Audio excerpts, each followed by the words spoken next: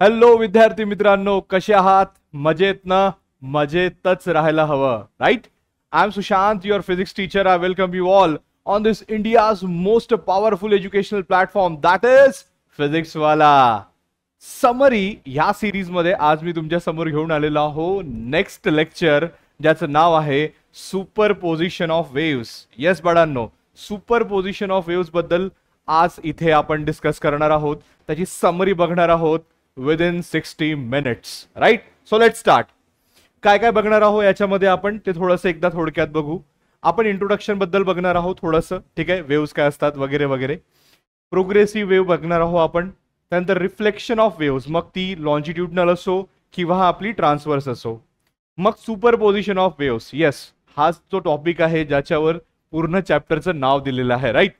त्यानंतर stationary waves, free and forced vibration, त्याचबरोबर ठीक आहे, हा रिपीट झालेला आहे. Harmonics and overtone, sonometer, beats and musical instruments, ह्या सगळ्या गोष्टी आज आपण इथे कव्हर करणार आहोत, राईट?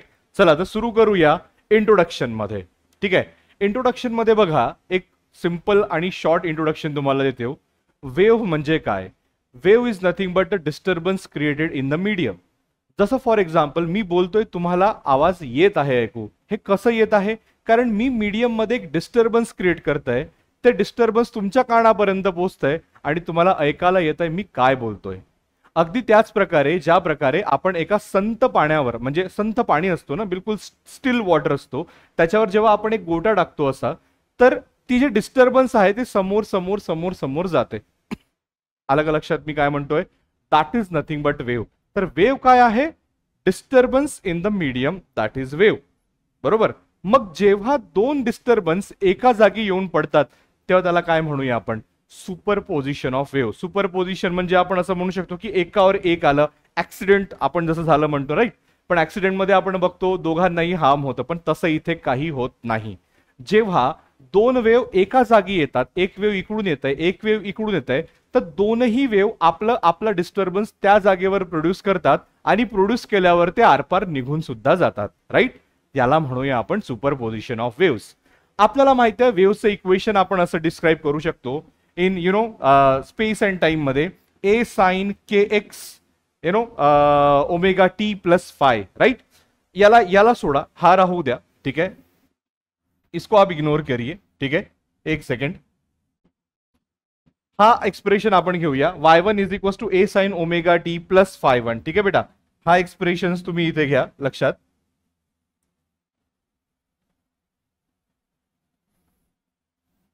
मी याला इथून काढून घेतोय, ठीक आहे, okay fine, not an issue. Okay, so y1 is equal to what? A sine omega T plus phi. हा एक्सप्रेशन आपल्याला माहिती आहे. ह्या एक्सप्रेशन मध्ये आपण सांगू शकतो ए काय आहे? अँप्लिट्यूड, ओमेगा काय आहे? अँग्युलर फ्रिक्वेन्सी, टी आहे टाइम आणि फाय आहे इनिशियल फेज, राईट? तर y1 आपण अशी एक वेव्ह घेतली, y2 अशी वेव्ह घेतली आणि दोघांचं जेव्हा आपण सुपरपोजिशन करतो तेव्हा y बरोबर काय असतो? y1 plus y2. म्हणजे बघा, ही y1 वेव्ह आली आहे इथे याच्यावर आणि ही y2 आलेली आहे याच्यावर, राईट? सरळ काय होतं, इथे येऊन जेव्हा ते एकामेकांवर त्याला काय म्हणतो, सुपरपोज होत आहे, एकावर एक होत आहे, त्या फिनॉमिनाला म्हणू काय आपण? Superposition of wave. जेव्हा असं आपण y is equal to y1 plus y2 करतोय, आपल्याला रिझल्टंट सुद्धा y is equal to R sine omega D plus delta मिळतंय. त्याच्यामध्ये आर काय आहे? amplitude of the resultant wave. I hope this concept is clear, right? हे वेव्हचे equation आहेत. नेक्स्ट, मेकॅनिकल वेव्ह आणि नॉन मेकॅनिकल वेव्ह म्हणजे काय? बघा, अशी वेव्स ज्याला पास होण्यासाठी मीडियमची आवश्यकता आहे, जसं साऊंड वेव्ह झालं है ना, स्ट्रिंगवरच्या वेव्स झाल्या, वॉटर वेव्स झाल्या, ह्या सगळ्या वेव्स ज्या आहेत त्याला मीडियम लागतं ट्रॅव्हल व्हायसाठी आणि म्हणून त्याला म्हणूया आपण मेकॅनिकल वेव्ह, राईट? पण अशा वेव्ह ज्यांना मीडियमची आवश्यकता नाही आहे त्यांना म्हणूया non mechanical wave. So obviously याचे तर तुम्हाला मी एक्झाम्पल सांगितलंय. मग अशी कुठली वेव्ह आहे की जिला पास व्हायसाठी मीडियमची आवश्यकता नाही आहे? त्या वेव्हचं नाव आहे इलेक्ट्रोमॅग्नेटिक वेव्ह. त्या वेव्ह मध्ये इलेक्ट्रिक आणि मॅग्नेटिक फील्ड हे एकामेकासोबत काय होतात, म्हणजे एकामेकाला परपेंडिक्युलरली व्हायब्रेट होतं. म्हणजे जसं फॉर एक्झाम्पल ही वेव्हची जर डायरेक्शन असेल, राईट, तर अशी तुमची इलेक्ट्रिक फील्डची डायरेक्शन राहणार आहे, राईट, आणि अशी तुमची मॅग्नेटिक फील्डची डायरेक्शन राहणार आहे. आणि हे काय बेटा? Direction of the wave, right? अशा प्रकारे वेव्ह असते कुठली, इलेक्ट्रोमॅग्नेटिक वेव्ह, आणि तिला समोर जाण्यासाठी कुठल्याही मीडियमची आवश्यकता नसते, म्हणून त्याला आपण नॉन मेकॅनिकल वेव्ह म्हणायचं. प्रोग्रेसिव्ह वेव्ह म्हणजे काय मग?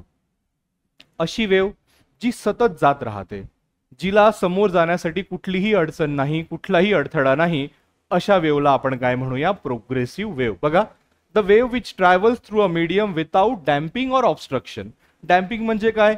ग्रॅज्युअली ती वेव्ह कमी कमी होत जाणं. बघा, जसं फॉर एक्झाम्पल ही वेव्ह अशी जनरेट झाली इथे, ठीक आहे, अशी जनरेट झाली आणि असं करत करत करत करत करत करत हळूहळू छोटी झाली, तर ही म्हणू आपण डॅम्प होत आहे, डॅम्प होत आहे. त्याला ग्रॅज्युअली जे त्याचं अँप्लिट्यूड आहे ते कमी कमी होत जात आहे, राईट. असं डॅम्पिंग नाही होणार. ती वेव्ह जी आहे ती कशी चालणार? सरळ, बिलकुल जसं तिचं अँप्लिट्यूड सुरुवातीला आहे तसंच अँप्लिट्यूड तिचं नेहमी राहणार. अशा वेव्हला आपण काय म्हणूया? प्रोग्रेसिव्ह वेव्ह म्हणूया. आपण अशा वेव्हला काय म्हणूया बाळांनो? प्रोग्रेसिव्ह वेव्ह म्हणूया, राईट. चला समोर चलूया. मग प्रॉपर्टीज ऑफ प्रोग्रेसिव्ह वेव्ह मध्ये काय येणार, राईट. मग आता प्रोग्रेसिव्ह वेव्ह आहे, समोर समोर जात राहणार आहे, बरोबर. मग त्याच्या प्रॉपर्टीज काय? बघा, प्रॉपर्टीज पहिली गोष्ट की जेव्हा ती वेव्ह एखाद्या मीडियम मधून पास होते तेव्हा त्या मीडियमचे सगळे पार्टिकल्स काय परफॉर्म करणार आहे? SHM. SHM म्हणजे काय बाबा? सिंपल हार्मोनिक मोशन, बरोबर. म्हणजे एखादी वेव्ह जर मीडियम मधून जाईल, बरोबर आहे, तर त्या मीडियमचे सगळे पार्टिकल काय परफॉर्म करणार? Simple harmonic motion. हे आपल्याला ऑसिलेशन मध्ये बघायला मिळेल. त्या मीडियमच्या सगळ्या पार्टिकलची टाइम पिरियड, अँप्लिट्यूड आणि फ्रिक्वेन्सी कशी राहणार आहे? सेम राहणार आहे, वेगळी वेगळी नाही, बरोबर. म्हणजे जेवढेही मीडियमचे पार्टिकल्स व्हायब्रेट होतील त्या पार्टिकल्स, सगळ्या पार्टिकलचा टाइम पिरियड असो, फ्रिक्वेन्सी असो, अँप्लिट्यूड असो, हे सगळं काय असणार आहे? सेम असणार आहे, बरोबर. All particles have different phase. Phase different राहणार आहे. का बरं? बिलकुल राहणार आहे. बघा, एखादी वेव्ह बघा, आता ही वेव्ह इथून सुरू झाली तर हा पार्टिकल बघा, हा फेज π/2, म्हणजे याचं जे फेज आहे ते किती आहे? π/2 आहे. मग एखादी पार्टिकल इथे असेल त्याचा फेज राहणार आहे पाय, एखादी पार्टिकल इथे असेल राहणार आहे त्याचा फेज आहे 3π/2. तर ऑब्व्हियसली प्रत्येक पार्टिकलचे फेजेस वेगळे वेगळे राहणार आहेत. Transverse and longitudinal are the two types of the progressive wave. म्हणजे एखादी वेव्ह आपण असं म्हणतो ना की बाबा एखादी डिस्टर्बन्स समोर चालतच जात आहे, चालतच जात आहे, चालतच जात आहे, मग अशा डिस्टर्बन्सला आपण प्रोग्रेसिव्ह वेव्ह म्हणतो. मग ती प्रोग्रेसिव्ह वेव्ह दोन टाइपच्या राहू शकतात, एक ट्रान्सवर्स आणि दुसरी लॉन्जिट्युडनल. चला बघूया. ट्रान्सवर्स वेव्ह म्हणजे काय? अशी वेव्ह जेव्हा ती मीडियम मधून जाईल तर मीडियमचे पार्टिकल्स जे आहेत ते परपेंडिक्युलरली व्हायब्रेट होईल तिच्या डायरेक्शनला. फॉर एक्झाम्पल बघा, ही वेव्ह समोर जात आहे, म्हणजे मी काय केलं, ही स्ट्रिंग आहे याला अटॅच केली आहे आणि मी असं केलंय, एक त्याला काय म्हणतात, ऑसिलेट केलंय. तर ते बघा ऑसिलेशन समोर समोर जात आहे, बरोबर. पण समोर समोर जात असताना जेव्हा मी त्याला असं हे केलंय, त्याला काय म्हणतो आपण, एक ऑसिलेट करण्याचा प्रयत्न केलाय, जेव्हा ते समोर समोर जात आहे, समोर समोर जात असताना मीडियमचे पार्टिकल या केसमध्ये मीडियम काय आहे? स्ट्रिंग. स्ट्रिंगचे पार्टिकल बघा कसे व्हायब्रेट होत आहे? परपेंडिक्युलर. हे बघा, हे परपेंडिक्युलर व्हायब्रेट होत आहे की नाही होत आहे? होत आहे ना. मग अशा वेव्हला आपण काय म्हणूया? Transverse wave. बघा इथे दिलं असेल, the wave which when pass through the medium sets particle in motion perpendicular to the direction of wave, such a wave is called as transverse wave.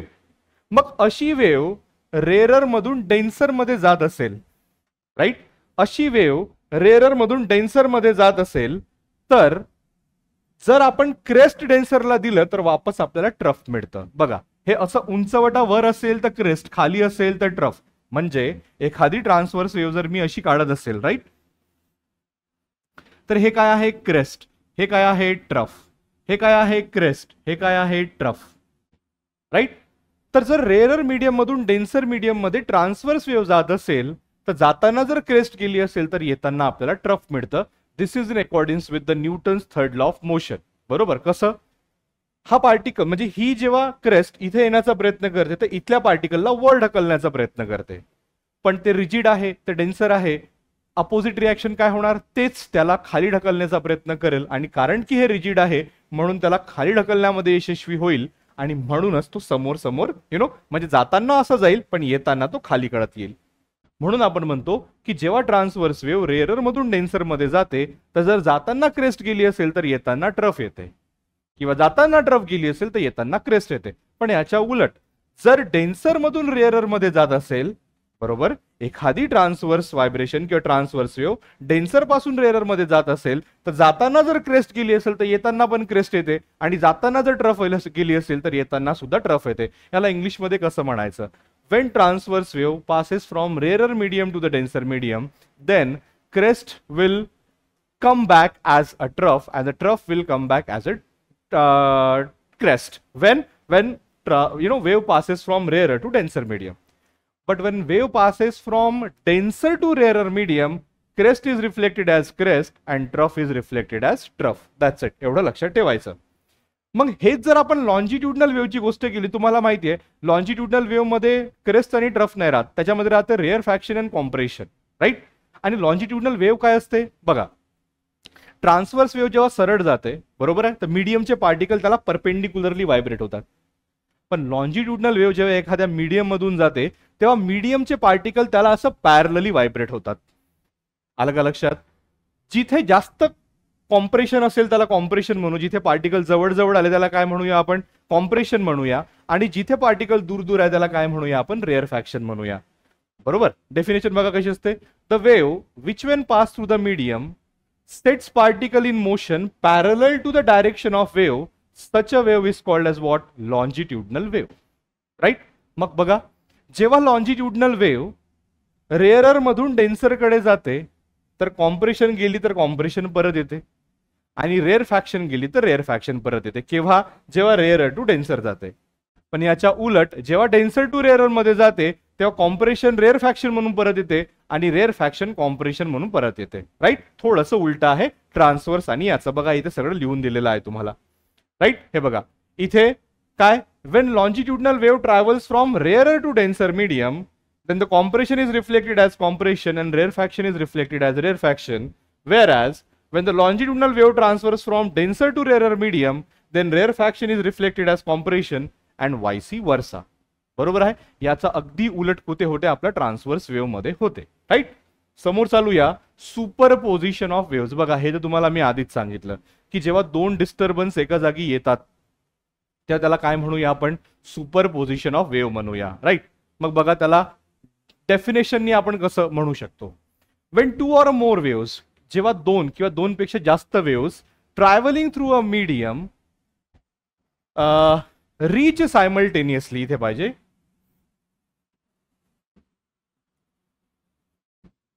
reach simultaneously at a particular point in the medium, then each wave produces its own displacement independent to the displacement of the other wave and the resultant displacement will be the vector sum of all the displacement. म्हणजे suppose करा हा एक point आहे, ठीक आहे, हा एक point आहे आणि ह्या पॉइंटवर हा एक डिस्टर्बन्स आला, हा दुसरा डिस्टर्बन्स आला, हा तिसरा डिस्टर्बन्स आला. बरोबर. डिस्टर्बन्स आला म्हणजे काय? ह्या पार्टिकलला ते डिस्प्लेस करण्याचा प्रयत्न करेल. म्हणजे पार्टिकल इथे असा आहे तर त्याला वर नेण्याचा प्रयत्न करू शकते, खाली नेण्याचा प्रयत्न करू शकते, इकडे इकडे असं असं कसंही डिस्प्लेस करण्याचा प्रयत्न करू शकते. मग असे जर तीन डिस्टर्बन्स एकाच वेळी त्या पॉइंटवर आलेत तर मग त्या पार्टिकलचं काय होणार? ऑब्विसली वेक्टर समनी त्याच्यामध्ये डिस्प्लेसमेंट होणार, राईट. आपल्याला माहिती आहे, सपोज करा एक ब्लॉक मी इथे ठेवलेला आहे, है ना, एक ब्लॉक मी इथे ठेवलेला आहे. आता ह्या ब्लॉकवर समजा मी तीन फोर्सेस लावतोय, एक असं आणि एक असं. सपोज करा हा 1 न्यूटनचा आहे, हा 2 न्यूटनचा आहे आणि हा पण 1 न्यूटनचा आहे. आता मला सांगा हा ब्लॉक कुठे जाणार? ऑब्विसली तिकडे समोर जाणार. का? कारण हा खालचा जो आहे फोर्स, बरोबर, तो त्याला तिथेच ठेवण्याचा प्रयत्न करेल. बरोबर. हा जो फोर्स आहे हा याला इकडे नेण्याचा प्रयत्न करेल आणि हा तिकडे नेण्याचा प्रयत्न करेल. पण 2 न्यूटन याच्यापेक्षा मोठा आहे म्हणून तो समोर जाणार नसता तर तो तिथेच राहिला असता. जर समजा हा 1 असता, तो 1 असता, जागेवरच राहिला असतं. I hope this is clear. अगदी त्या प्रकारे जेव्हा वेव्हज ह्या पार्टिकलवर येऊन पडते तर पार्टिकलचा जो डिस्प्लेसमेंट आहे रिझल्टंट तो कसा राहणार आहे? Vector sum of all this 3 displacement. That's it. मग स्टेशनरी वेव्ह म्हणजे काय? बघा आता आपण सुपरपोजिशन ऑफ वेव्ह बघितलं, प्रोग्रेसिव्ह वेव्ह पण बघितलं. प्रोग्रेसिव्ह जे वेव्ह सतत समोर समोर जात राहते तिला म्हणूया आपण प्रोग्रेसिव्ह वेव्ह, राईट. त्याच्यामध्ये आपण ट्रान्सवर्स आणि लॉन्जिट्युडनल दोन्ही बघितले. आता आपण बघणार आहोत काय? Stationery wave. बघा प्रोग्रेसिव्हच्या अपोजिट स्टेशनरी. प्रोग्रेसिव्ह, जी सतत समोर जात राहणार प्रोग्रेसिव्ह, जी एकाच जागी अटकून राहणार ती काय स्टेशनरी वेव्ह. बघा काय केलं मी, एक दोन पॉइंट्स घेतले, हे बघा हे दोन पॉइंट, सपोज हा ए पॉइंट आहे आणि हा बी पॉइंट आहे, हे दोन पॉइंटच्या मधामध्ये मी एक स्ट्रिंग लावली अशी, हे दिसतंय तुम्हाला स्ट्रिंग बरोबर. आता ही स्ट्रिंग जी आहे मी तिला असं इथून प्लग केलं तर बघा हे तुम्हाला असं असं व्हायब्रेशन होताना दिसणार की नाही दिसणार. आता माझ्याकडे काही आहे नाही, तुम्हाला मी लाईव्ह दाखवलं असतं की कसं ते व्हायब्रेशन होते. माझ्याकडे काही आहे का, 2 सेकंड होल्ड करा बाळांनो.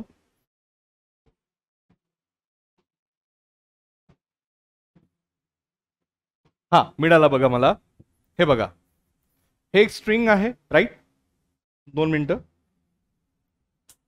हे बघा हे स्ट्रिंग आहे, अशी स्ट्रिंग पकडली मी इथे आणि बघा याला मधातून व्हायब्रेट करण्याचा प्रयत्न करतो. हे दिसतंय का तुम्हाला, असं चला दूर करून थोडंसं, हा आता दिसतंय बघा, है ना, हे दिसतंय तुम्हाला. ऍक्च्युली एवढं असं नाही दिसतंय, एवढं असं नाही दिसतंय, पण तुम्ही इमॅजिन करू शकता की चला हे एवढं आहे असं, है ना. आता माझ्यासोबत इथे दुसरं कोणी नाही, त्याला इथं मधात प्लग करायला लावणार तर ही कशी होणार, अशी अशी होणार की नाही होणार, होणार ना. मग काय, याच्यामध्ये डिस्टर्बन्स तर पास होत आहे पण ते दोन पॉइंटच्या मधातच राहत आहे. म्हणजे बघा डिस्टर्बन्स इकडे जाणार मग इकडे येणार, मग परत इकडे जाणार, मग इकडे येणार, मग परत इकडे जाणार, मग परत इकडे येणार, पण एच्या इकडे नाही आणि बीच्या तिकडे नाही, तर दोन पॉइंट मध्ये ते सीमित राहणार आणि म्हणून त्याला म्हणतो आपण स्टेशनरी वेव्ह. काय म्हणते बघा, the wave which do not progressive with time is called as what, stationary wave. In this wave energy is not transferred. बरोबर आहे, दोन याच्यामध्ये जर लागून राहील तर एनर्जी कशी ट्रान्सफर होणार आहे. प्रोग्रेसिव्ह वेव्ह मध्ये एनर्जी ट्रान्सफर होते म्हणून मी जे बोलते ते तुम्हाला ऐकायला येते ना, पण स्टेशनरी वेव्ह मध्ये तसं नसते right. Also matter is not transferred. See matter progressive wave मध्ये पण ट्रान्सफर नाही होत, ते सुद्धा एकाच जागेवर राहते. बरोबर आहे, इथे सुद्धा एकाच जागेवर राहते, पण प्रोग्रेसिव्ह वेव्ह मध्ये एनर्जी ट्रान्सफर होते, स्टेशनरी वेव्ह मध्ये एनर्जी ट्रान्सफर होत नाही, हे लक्षात घ्यायचं. Next, formation of stationery wave. काही नाही, काय करायचं, दोन पॉइंट फिक्स ठेवायचे, मधात व्हायब्रेशन सुरू करायचं, एक वेव्ह जी आहे ती अशी तिकडे जाणार आहे बघा, डॉटेड वाली तिकडे गेली समजा, जी काय म्हणते कंटिन्युअस आहे ती वापस आली.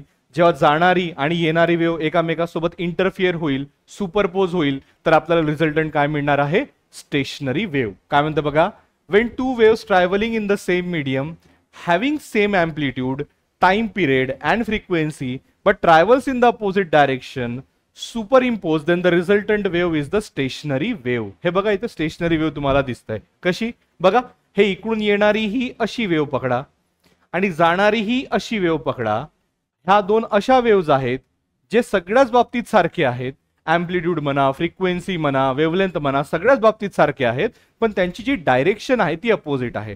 आणि अपोजिट असल्या कारणाने ते दोनही काय होत आहे, एकामेकासोबत इंटरफिअर होत आहे आणि रिझल्टंट आपल्याला काय मिळतंय, सुपर पोझिशन ऑफ वेव्ह किंवा स्टेशनरी वेव्ह. मग ह्याच्यामध्ये काही गोष्टी आहेत ज्या आपल्याला बघावं लागेल. बघा जसं नॉर्मली आपण अशी वेव्ह घेतो तिथे ते क्रेस्ट आणि याला ट्रफ म्हणतो, याच्यामध्ये थोडंसं वेगळं आहे. बघा काय होते, जेव्हा ही वेव्ह इकडे जाते आणि जाऊन परत येते तेव्हा ते एकामेकासोबत इंटरफिअर होते किंवा सुपर इम्पोज होते असं म्हणूया मी. आणि सुपर इम्पोज झाल्यावर कुठे कुठे खूप मोठा अँप्लिट्यूड मिळतो तर कुठे कुठे झिरो अँप्लिट्यूड मिळतो. मोठा अँप्लिट्यूड इन द सेन्स कुठे, हे बघा हा मॅक्सिमम अँप्लिट्यूडनं व्हायब्रेट होत आहे बरोबर, पण इथे बघा टोटल काय आहे, झिरो. झिरो आहे की नाही, बघा इथे हे बघा हे मॅक्सिमम अँप्लिट्यूडनं व्हायब्रेट होत आहे, पण इथे अँप्लिट्यूड झिरो, इथे मॅक्सिमम अँप्लिट्यूड नाही, इथे झिरो, इथे मॅक्सिमम, इथे झिरो. तर जिथे जिथे झिरो आहे त्याला म्हणूया नोड आणि जिथे जिथे मॅक्सिमम आहे त्याला म्हणूया अँटी नोड. इथे क्रेस्ट आणि ट्रफ चालणार नाही, इथे काय म्हणूया अँटी नोड आणि node. So the point at which the amplitude of the resultant wave is maximum, that point is called as what, antinode, and where the point do not vibrate at all, that is called as what, nodes. This is how we go.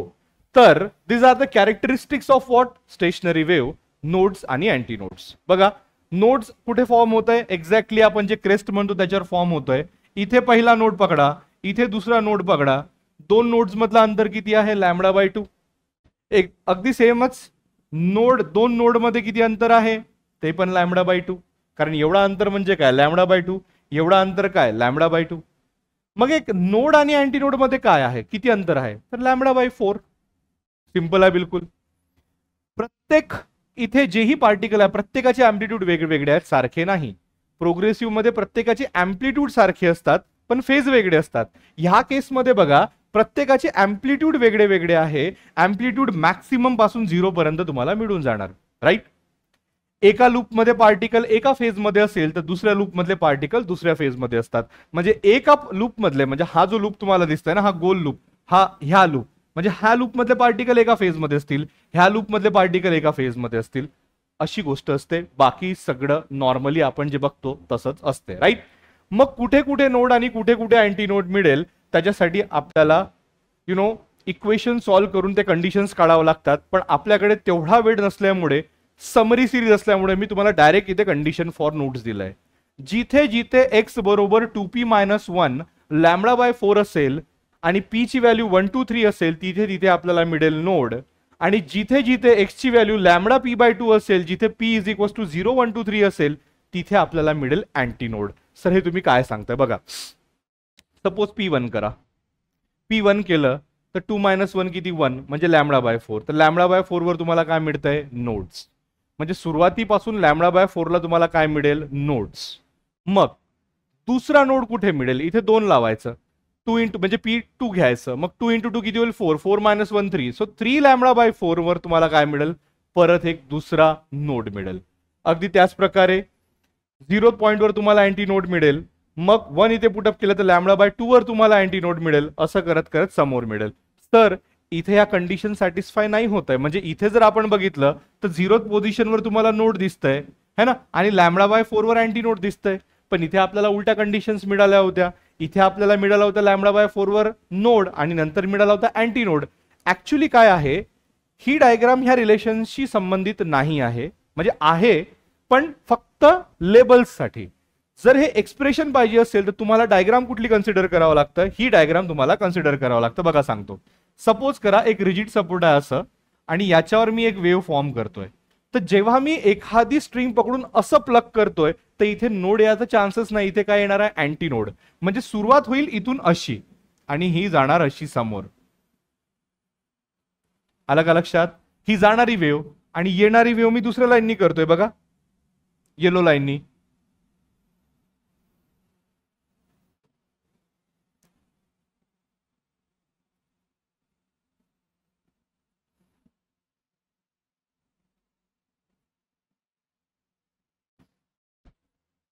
आलं का लक्षात, बरोबर. आता बघा हा काय आहे, 0 point आहे. याच्यावर काय आला बघा, अँटी नोड. मग इथून एवढा λ/4 आहे, मग नोड. मग 3 λ/4 अँटी नोड, चाललं नोड अँटी नोड नोड. तर ऍक्च्युअल मध्ये ही जी डायग्राम आहे ती ह्या एक्सप्रेशनला फॉलो करते, हे नेहमी लक्षात ठेवायचं. नेक्स्ट, प्रोग्रेसिव्ह वेव्ह आणि स्टेशनरी वेव्ह मध्ये डिफरन्स दिलेला आहे. खूप सिंपल आहे, याच्यामध्ये काहीही अडचण नाहीये. तुम्ही एकदा जरी वाचाल तरी तुम्हाला कळेल. त्यामुळे मी समोर जातोय. आता फ्री व्हायब्रेशन आणि फोर्स व्हायब्रेशन म्हणजे काय याच्याबद्दल थोडंसं बघूया आपण. बघा, सपोज करा की एक पेंडुलम तुम्ही हातात घेतलंय, असं स्ट्रिंग बॉब असं पकडलंय सोडलंय, तर तो नॅचरली हे काय आहे, फ्री व्हायब्रेशन, बरोबर. पण जर पेंडुलम असं सस्पेंड केलंय, बॉबला असं केलंय, सोडलंय, इथे गेलं बॉब, इथे आला. जेव्हा इथे आला तेव्हा त्याला परत मी एक फोर्स देतोय, इकडे गेलं परत आला. जेव्हा इथे आला परत त्याला फोर्स देतोय, परत इकडे गेलं परत इकडे आला. तर मला सांगा हे त्याच्या नॅचरल फ्रिक्वेन्सीने व्हायब्रेट होत आहे की बाहेरच्या दिलेल्या फ्रिक्वेन्सीने व्हायब्रेट होत आहे. बाहेरच्या दिलेल्या फ्रिक्वेन्सीने व्हायब्रेट होत आहे, त्याला म्हणूया फोर्स्ड व्हायब्रेशन. बघा सिंपल आहे. फ्री व्हायब्रेशन काय असते, the body at first is given an initial displacement. बघा पेंडुलम पकडला, इनिशियल डिस्प्लेसमेंट दिला, सोडलं, and the force is then withdrawn, काढून घेतलं. The body starts vibrating and continues the motion on its own. No external force acts on the body further to keep it in motion. त्याला म्हणूया free vibration. घेतलं, initial force दिलं, सोडलं, चाललं ते इकडे तिकडे, मी माझा हात काढून घेतलं. पण फोर्स व्हायब्रेशन मध्ये असं नसते. फोर्स व्हायब्रेशन मध्ये एक्सटर्नल पिरियडिक फोर्स, बघा इथे आला परत फोर्स दिला, इथून इकडे गेला परत इकडे आला परत फोर्स दिला. म्हणजे काय, so in force vibration an external periodic force is applied on a body whose natural period is different from the period of the force. The body is made to vibrate with a frequency equal to that of the external impressed force, and that's why it is called as what? Forced vibration. आपण झुल्यावर बघा झोका घेतो, असं राहते, इकडे जाते, इकडे जाते, परत जेव्हा परत येते त्याला आपण परत ढकलतोय असं, दॅट इज फोर्स व्हायब्रेशन. एकदा झोका देऊन सोडलं, that is free vibration. Harmonics आणि ओव्हरटोन्स, चला हा आपण कन्सेप्ट बघूया. अच्छा, हार्मोनिक्स आणि ओव्हरटोन्स बघण्याच्या आधी थोडंसं आपण समोर जाऊया आणि मग ते बघूया. एंड करेक्शन भी तुम्हाला मी समोर सांगतोय, ठीक आहे. Vibration of air column in a pipe closed at one end. ह्याच्यामध्ये काय तुम्हाला सांगायचं आहे बघा, तुम्हाला मी खूप सिंपल आणि सोप्या भाषेत सांगतो. सपोज करा की आपण बघा जसं लहानपणी काय आपण पेंटचं एखाद झाकण घेतो आणि त्याला सिट्टी वाजवतो. ती सिट्टी का बरं वाजते माहितीये? कारण त्याच्यामध्ये स्टेशनरी वेव्ह फॉर्म होते. बघा ते कसं होतं मी तुम्हाला सांगतोय. सपोज करा हा एक कॉलम आहे, म्हणजे तीच सिटी ज्याला आपण टेक्निकल लँग्वेजमध्ये एअर कॉलम म्हणतो, ठीक आहे. तर ती एअर कॉलम इथून इथपर्यंत आहे, राईट. आता नेहमी लक्षात घ्या की जेव्हा केव्हा स्टेशनरी वेव्ह त्या कॉलम मध्ये फॉर्म होईल तेव्हा ओपन एंडला अँटीनोड फॉर्म होईल आणि क्लोज्ड एंडला नोड फॉर्म होईल, ठीक आहे. ओपन एंडला काय फॉर्म होणार? अँटीनोड. क्लोज्ड एंडला काय फॉर्म होणार? नोड. हे नेहमी लक्षात ठेवायचं. मग मला सांगा, अशी जर कंडिशन असेल तर म्हणजे एकदम सुरुवातीची कंडिशन किंवा एकदम सिंपल कंडिशन, त्या सिंपल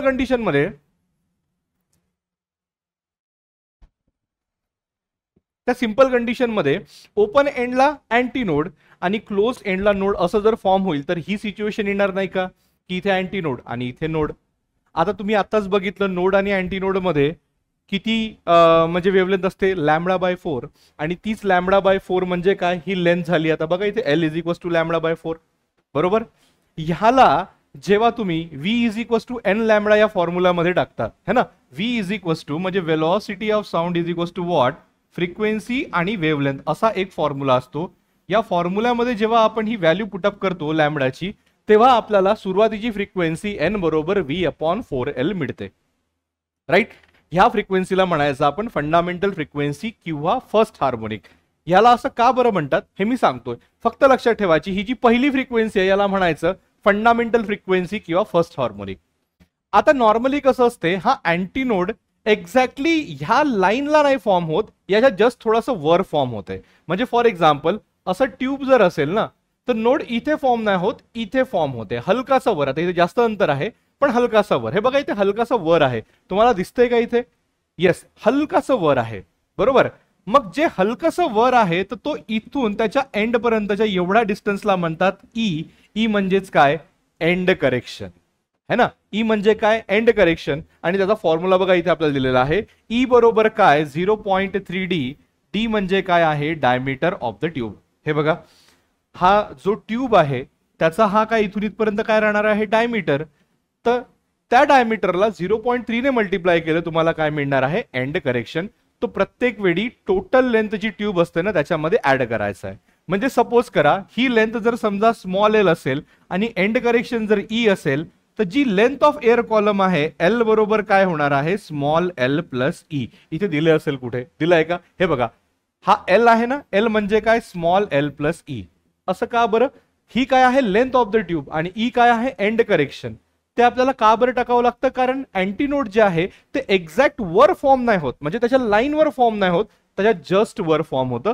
म्हणून ते आपल्याला त्याच्यामध्ये करेक्ट मेजरमेंट घेण्यासाठी ते आपल्याला तिथे टाकावं लागतं, राईट. यालाच म्हणूया आपण एंड करेक्शन. हे बघा, length of air column capital L is equal to L plus E. आता ही गुत्ती सुचली. आता आपण हार्मोनिक्स आणि ओव्हरटोन्स याच्यामध्ये बघू, राईट. तर बघा, पहिली फ्रिक्वेन्सी जेही येत असेल, मग तुम्ही बघा आता हा आपण एक ट्यूब घेतलाय है ना, ऑर्गन पाईप घेतलाय. तो पाईप ह्या साईडला क्लोज आहे, ह्या साईडला ओपन आहे. क्लोज साईडला हमेशा नोड, ओपन साईडला हमेशा अँटीनोड, बरोबर.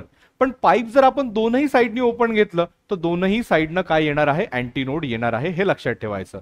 तर ह्या केसमध्ये इथे काय आहे? नोड. इथे काय आहे? तुमचं अँटीनोड, बरोबर. तर ह्या केसमध्ये जी तुमची फ्रिक्वेन्सी आहे, पहिली फ्रिक्वेन्सी, सगळ्यात नॉर्मल फ्रिक्वेन्सी, ती किती बनताय? V/4L. नाउ दिस V अपॉन कॅपिटल एलच्या जागी काय लिहू शकतो आपण? L plus E. That's it. Next केसमध्ये काय होतंय बघा, नेक्स्ट केसमध्ये काय होतंय?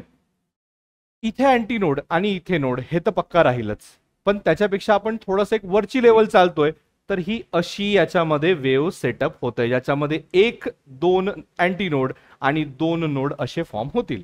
मग ह्या केसमध्ये ही जी लेंथ आहे ती किती बनणार आहे, 3λ/4. जेव्हा ती व्हॅल्यू आपण पुटअप करतोय तर आपल्याला नेक्स्ट फ्रिक्वेन्सी मिळते किती, 3v/4l. इथे v पाहिजे, 3v/4l काय मिळते आपल्याला, 3v/4l. राईट. आता सुरुवातीला बघा किती होती, v/4l. हे किती आहे, 3v/4l. म्हणजे सुरुवातीच्या फ्रिक्वेन्सीची तिप्पट आहे म्हणून इथे 3n लिहिलंय. तसंच तुम्ही समोर चालाल तर ते वाला आपल्याला दिसतंय तसं फॉर्म होईल. त्या केसमध्ये फॉर्म्युला असा बनतो आणि ते किती होणार आहे, 5n.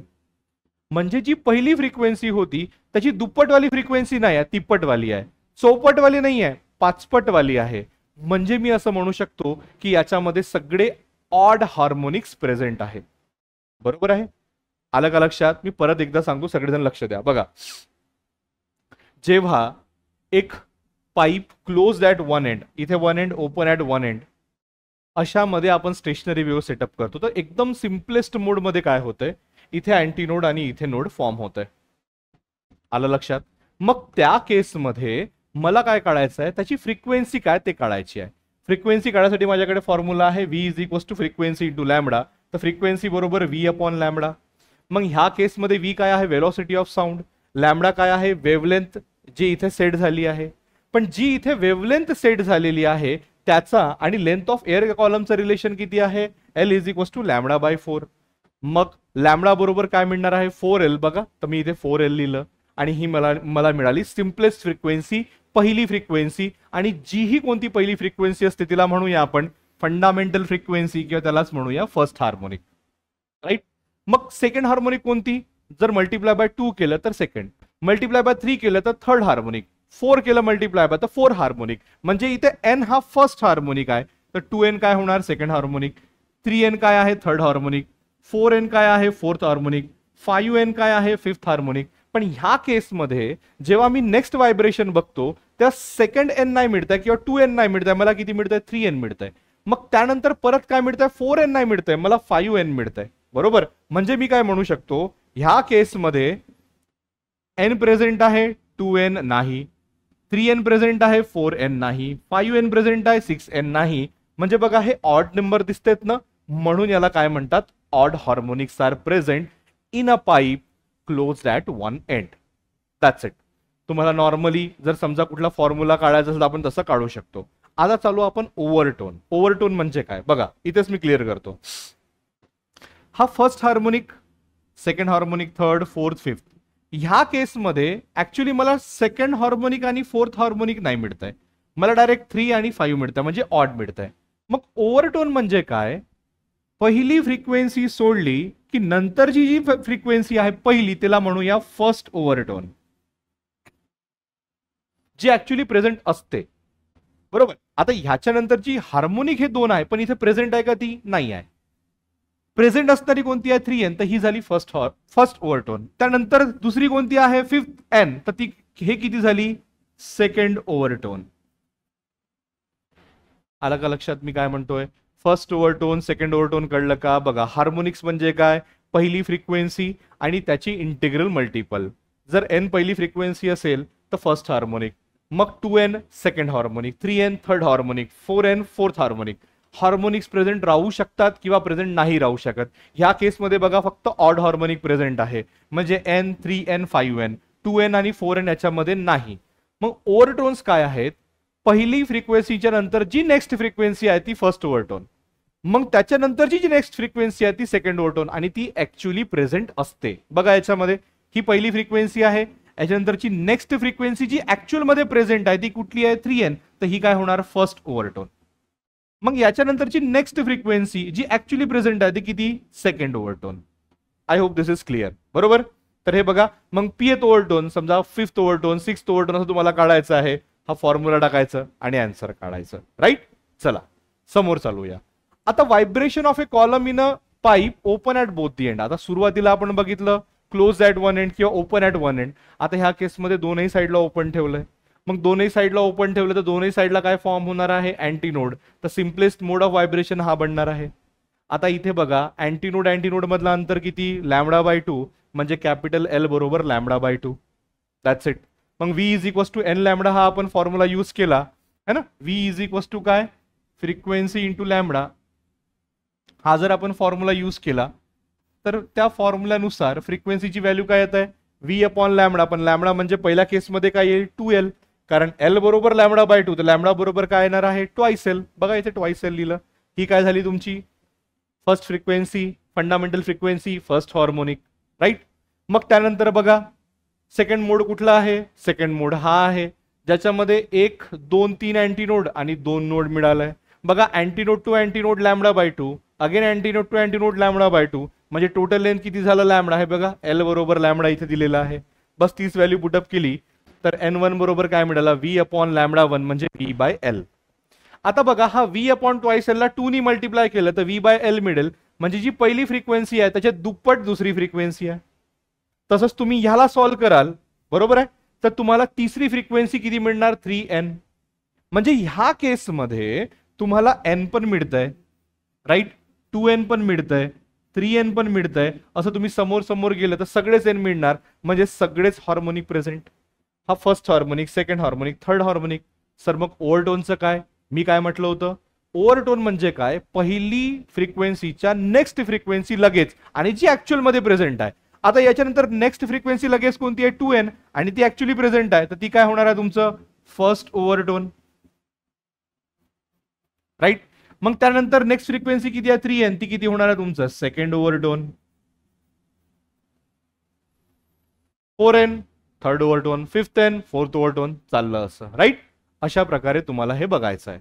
आता याच्यामध्ये एंड करेक्शन बघा, आधीच्या केसमध्ये आपण कॅपिटल एल बरोबर स्मॉल एल प्लस ई घेतलाय, पण इथे आपल्याला ट्वाइस ई घ्यावं लागेल, कारण एंड करेक्शन इथे आणि इथे दोनही जागी ऍड करावं लागेल, राईट. नेक्स्ट आहे स्ट्रिंग. आता vibration produce in the string कसं, जसं मी तुम्हाला मगाशी सांगितलं, आता सगळं आपण स्टेशनरी वेव्स बद्दल बघतोय, राईट. आता सपोज करा की 2 एंड मध्ये मी स्ट्रिंग केलंय, सिम्पलेस्ट मोड ऑफ व्हायब्रेशन में मी इथे प्लग केलंय, तर इथे अँटी नोड आणि जिथे क्लोज्ड एंड आहे तिथे काय मिळणार आपल्याला, नोड. म्हणजे लक्षात ठेवा जिथे फिक्स्ड एंड आहे तिथे काय मिळणार मला, नोड, आणि जिथे मॅक्सिमम अँप्लिट्यूड आहे त्याला काय मिळणार मला, अँटी नोड. हा पहिला मोड, हा दुसरा मोड, हा तिसरा mode. I hope this is clear. पहिला मोड, दुसरा मोड, तिसरा मोड. ह्या केसमध्ये पहिली फ्रिक्वेन्सी अशी मिळते, N is equals to V/λ 1/2L/T/M. दुसरी फ्रिक्वेन्सी तुम्हाला अशी मिळते, जर ही N असेल तर दुसरी ट्वाइस N, त्यानंतर तिसरी थ्राइस N. तर ह्या केसमध्ये मला समजतंय काय की इथे N आहे, ट्वाइस N आहे, थ्राइस N आहे, म्हणजे काय, हेन्स ऑल हार्मोनिक्स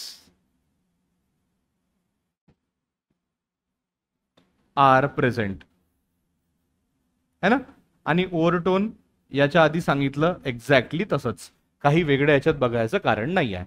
आता इथे लेंथ बरोबर किती आहे, λ/2, इथे लेंथ बरोबर लॅमडा होणार, कारण बघा पूर्ण वेव्ह फॉर्म होत आहे.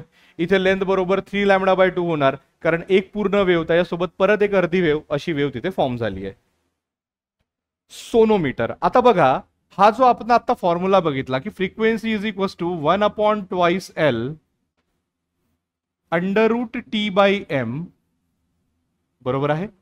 या फॉर्म्युल्यामध्ये आपण काय काय करू शकतो बघा, जर मी टी आणि एम कॉन्स्टंट ठेवलं तर N is inversely proportional to the length of the string होत आहे. मी इथे लिहितो if T and M equals काय, कॉन्स्टंट.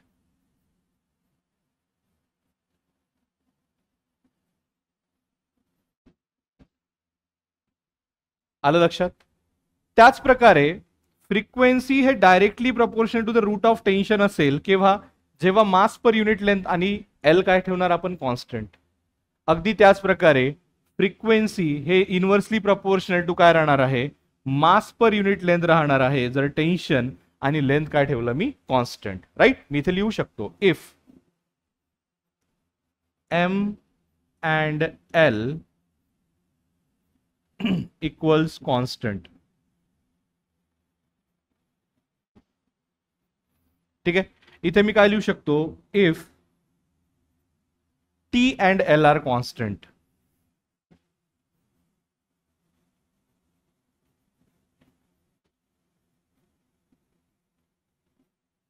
आलं लक्षात?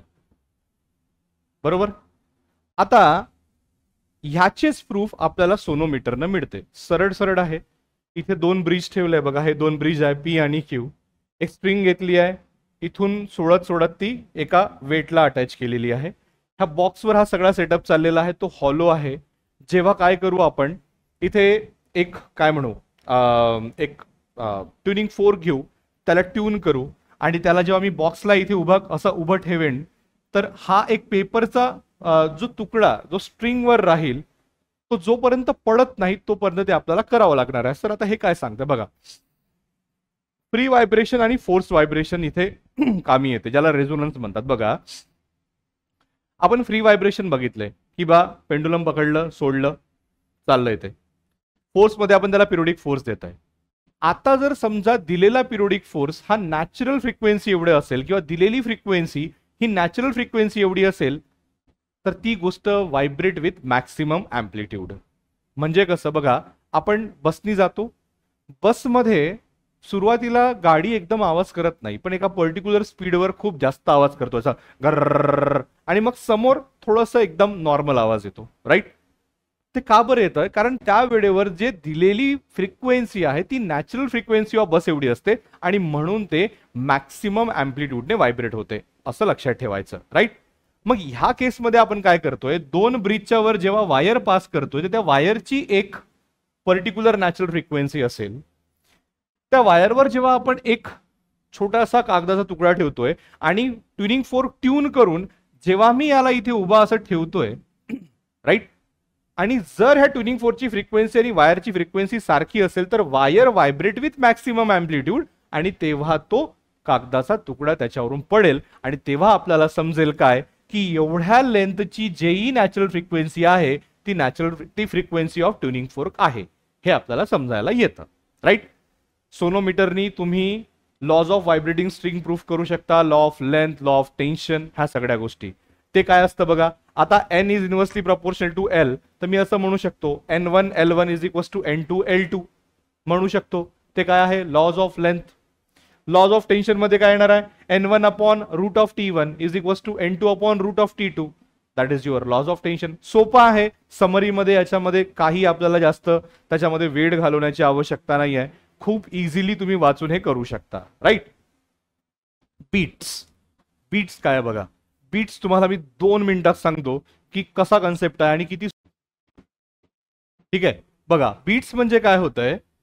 बीट्स म्हणजे जेव्हा दोन साऊंड, ठीक आहे, किंवा आपण दोन ट्युनिंग फोर्क घेऊ, त्याला आपण ट्यून करू. ट्यून केल्यावर जेव्हा दोनही आवाज मिक्स होतात तेव्हा एक आवाजाचा उतार चढाव आपल्याला ऐकायला मिळतं. केव्हा? जेव्हा दोनही ट्युनिंग फोर्क मधून निघणाऱ्या ज्या वेव्ज आहेत त्या सगळ्या बाबतीत सारख्या आहेत, फक्त फ्रिक्वेन्सी मध्ये स्लाइट डिफरन्स आहे. म्हणजे एखाद्याची फ्रिक्वेन्सी जर 430 हर्ट्ज असेल तर दुसऱ्याची फ्रिक्वेन्सी 432, 433 अशी हर्ट्ज असली पाहिजे. तेव्हा आपल्याला काय ऐकायला येतात? बीट. आणि बीटची फ्रिक्वेन्सी कशी ओळखायची? कॅपिटल N बरोबर N1 मायनस N2. म्हणजे दोन साऊंड नोट्स मधल्या किंवा दोन साऊंड वेव्स मधल्या फ्रिक्वेन्सीचा जो डिफरन्स असेल तोच काय राहणार आहे? Frequency of beat. म्हणून हा फॉर्म्युला इथे दिलेला आहे. काय म्हणता बघा, when there is a superposition of two wave having same amplitude and the slightly different frequencies traveling in the same direction, the intensities of the sound varies periodically with the time phenomena. With the time, this phenomena is called as what? Beats. This phenomena is called as what? Beats. जेव्हा आवाज वर चढतो तेव्हा त्याला waxing म्हणतात आणि जेव्हा कमी होतो तेव्हा त्याला वेनिंग म्हणतात, राईट? तुम्ही बीट्स म्हणून नेटवर सर्च करा तर तुम्हाला डायरेक्टली तो आवाज ऐकायला येईल, राईट? Applications off beat. आता कसं असतं बेटा, जेव्हा दोन इन्स्ट्रुमेंट एकाच वेळी आपण वाजवतो तर काहीतरी एक तिसराच आवाज येतो आणि तो न यावं त्यासाठी आपण भरपूर प्रयत्न करत असतो. जसं फॉर एक्झाम्पल, दोन वाद्य सारखे आहेत पण थोडीशी फ्रिक्वेन्सी वेगळी असेल तर दोनही जेव्हा सारखे वाजतील ना तेव्हा वेगळाच काहीतरी आवाज येईल. ते न यावा म्हणून बीट सेटिंगसाठी म्युझिकल इन्स्ट्रुमेंट कामी येतात. म्हणजे बीट्स ते ऐकायला बरोबर यावं त्यासाठी आपल्याला म्युझिकल इन्स्ट्रुमेंट सेट करता येतं. त्याचबरोबर स्पीड ऑफ एरोप्लेन मोजण्यासाठी पण बीट्सचा उपयोग होतो. ते कसं बघा, एक एरोप्लेन येत आहे त्याच्यावर आपण एक वेव्ह इन्सिडेंट करतो, तर जाणारी वेव्ह आणि तिथून रिफ्लेक्ट होऊन येणारी वेव्ह ह्या दोघांमध्ये स्लाइटली फ्रिक्वेन्सीचा डिफरन्स असतो आणि अकॉर्डिंगली आपल्याला बीट्स ऐकायला येतात आणि त्याच्यावरून आपल्याला स्पीड ऑफ एअरप्लेन समजते. त्याच प्रकारे एखादी अननोन सोर्स असेल त्याची सुद्धा फ्रिक्वेन्सी आपण बीट्सच्या ऍप्लिकेशननी काढू शकतो. ते आपण न्यूमरिकलनी बघू समोर, राईट. आता आपण साऊंड बद्दल थोडंसं बघू, साऊंडचे काही कॅरेक्टरिस्टिक्स बघू. लाऊडनेस है ना, असा मोठा आवाज, that is loudness. Pitch frequency, जो असं बघा मुलींचा आवाज असं त्याला काय म्हणू, असं बारीक असतो, कणखर असतो, बिलकुल कानाला बरोबर जाऊन टोचतो, राईट. त्याला फ्रिक्वेन्सी म्हणतात आणि त्या फ्रिक्वेन्सीवर स्पीच डिपेंड असतं, राईट. क्वालिटी म्हणजे कुठला जो आवाज आहे त्याची क्वालिटी किती चांगली आहे हे आपण कशावरून ओळखतो, की त्याच्यामध्ये जेवढे हार्मोनिक्स प्रेझेंट आहेत. बघा आता आपण बघितलं की जेव्हा pipe open at one end किंवा क्लोज ॲट वन एंड मध्ये फक्त ऑड हार्मोनिक्स होते, तर मग त्याच्या आवाजाची क्वालिटी चांगली नाही. पण दोनही साईडना जर ओपन असेल तर त्याच्या आवाजाची क्वालिटी चांगली. स्ट्रिंग इन्स्ट्रुमेंट, आता इन्स्ट्रुमेंट मध्ये आपण एक्झाम्पल बघू. प्लक, ज्याला आपण प्लक करून, जसं आपण गिटार वगैरे होते, प्लक म्हणजे सगळ्या इन्स्ट्रुमेंटला आपण डिवाइड केलंय. प्लक इन्स्ट्रुमेंट मध्ये तानपुरा, सितार, गिटार सगळ्याला माहिती आहे, right. Board string instrument, board type म्हणजे आपण असं बो करत नाही का व्हायोलिन, ते व्हायोलिन मध्ये जातं, राईट. स्ट्रक, ते आपण असं स्ट्रक करून वाजवतो, संतूर है ना, ते टाइप्स आहेत कशाचे, म्युझिकल इन्स्ट्रुमेंटचे. हे आता जे आपण बघितलं ते काय आहे, स्ट्रिंग इन्स्ट्रुमेंट, ज्याच्यामध्ये स्ट्रिंगचा यूज होतो, ज्याच्यावर स्टेशनरी वेव्ह फॉर्म होता. आता विंड इन्स्ट्रुमेंट, जे आपण फुकून है ना, ऑर्गन पाईप आपण बघितलं ते, त्याच्यामध्ये फ्री विंड मध्ये माउथ ऑर्गन, हार्मोनियम येतो. एज टाईप मध्ये फ्ल्यूट, असं एक साईडनं बघा आपण फ्लो करतो, दुसऱ्या साईडनी ओपन असतं ते. रीड पाईप्स मध्ये सॅक्सोफोन आणि बगल, एवढं लक्षात ठेवायचं, राईट. पर्क्युशन इन्स्ट्रुमेंट म्हणजे ज्याच्यामध्ये एक मेम्ब्रेन असते, ती व्हायब्रेट होते, त्याच्याने आवाज क्रिएट होते, जसं तबला झालं, ढोल झालं, ह्या सगळ्या गोष्टी तुम्हाला पर्क्युशन इन्स्ट्रुमेंट मध्ये येतात. So I think that's all about the today's class. म्हणजे आज आपण काय बघितलं, आज आपण बघितलं superposition of wave. Superposition of wave मध्ये आपण काय बघितलं, सगळ्यात आधी आपण वेव्स बद्दल बघितलं की जेव्हा दोन वेव्ह एकावर एक येतात तेव्हा त्याला सुपर इम्पोज म्हणायचं, राईट. दोन टाईपचे वेव्स बघितले, ट्रान्सवर्स आणि लॉन्जिट्युडनल, बरोबर. ते रेअर टू डेन्सर गेले किंवा डेन्सर टू रेअर गेले तर काय होतं ते आपण बघितलं. त्यानंतर आपण बघितलं की सुपरपोजिशन कसं होते, राईट. त्यानंतर आपण प्रोग्रेसिव्ह वेव्ह, स्टेशनरी वेव्ह बघितलं. त्याचबरोबर आपण stationary wave form in the pipe closed at one end, त्यानंतर open at both end and on the string, ह्या तीनही गोष्ट बघितल्या. बीट्स बघितलं आपण, त्याचबरोबर इन्स्ट्रुमेंट सुद्धा बघितले, राईट. तर रिव्हिजन मध्ये आपण काय म्हणूया, आता आपण रिव्हिजन तर आपण हे सगळं बघितलीच आहे, पण आज आपण काय काय बघितलं बघा. आपण टाइप्स ऑफ वेव्ह बघितले है ना, टाइप्स ऑफ वेव्स है ना.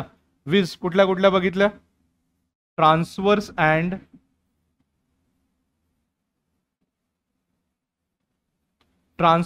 And longitudinal.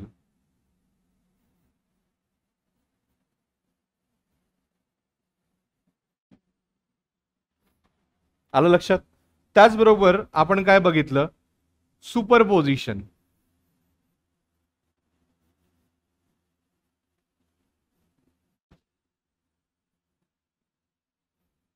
Superposition of waves बघितलं, राईट. याचबरोबर आपण प्रोग्रेसिव्ह आणि स्टेशनरी वेव्ह सुद्धा बघितलं.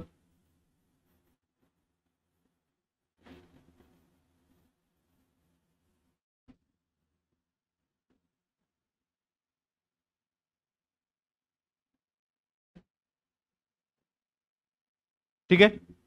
बीट्स बघितलं आणि म्युझिकल इन्स्ट्रुमेंट सुद्धा आपण बघितले, ठीक आहे.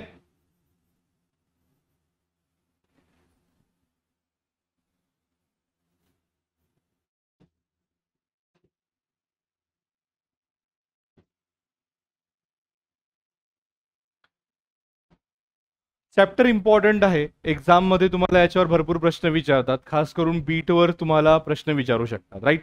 हा चॅप्टर समजण्यासाठी ऑसिलेशन करणं गरजेचं आहे, कारण ऑसिलेशनचे मॅक्सिमम कन्सेप्ट इथे आपल्याला दिलेले आहेत, राईट. होमवर्क मध्ये मी तुम्हाला एक क्वेश्चन असं देतोय की derive an expression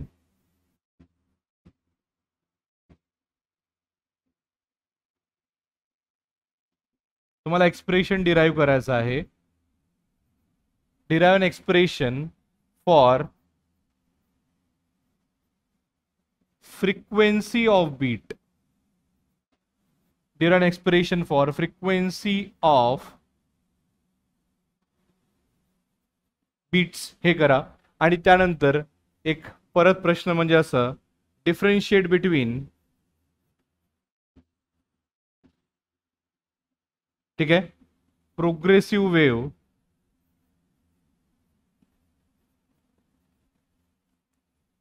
and stationery wave.